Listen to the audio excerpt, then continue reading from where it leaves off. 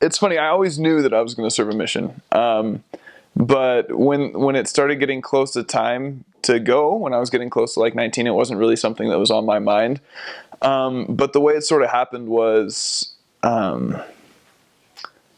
like I didn't apply to any colleges or anything. You know, I grew up in Southern California. I was just surfing all the time. That's all I really cared about. High school ended, and I didn't have I didn't apply, so I didn't get accepted to any colleges or anything.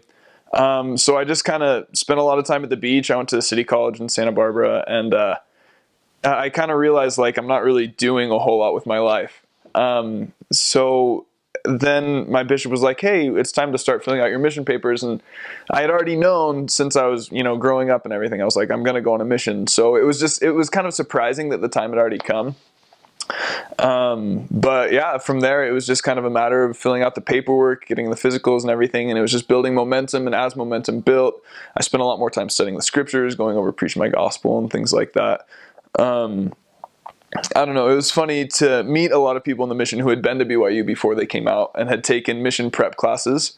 And after coming home from my mission and going to Book of Mormon classes and religion classes at BYU, Idaho and BYU, I realized what a valuable asset that would have been to have had as a missionary.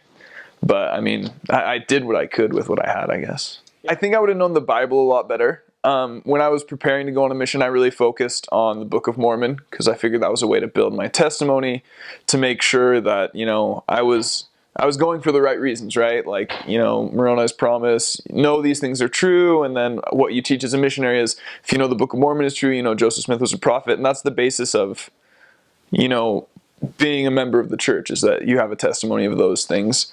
But everyone else in the whole world relies on the New Testament, basically, for their testimony, for everything they know. So I wish that I had studied the New Testament better, understood it better, so that I could, make good use of my knowledge to help other people understand the parallels and why the New Testament kind of points to the Book of Mormon and why they're a mutual testament of each other.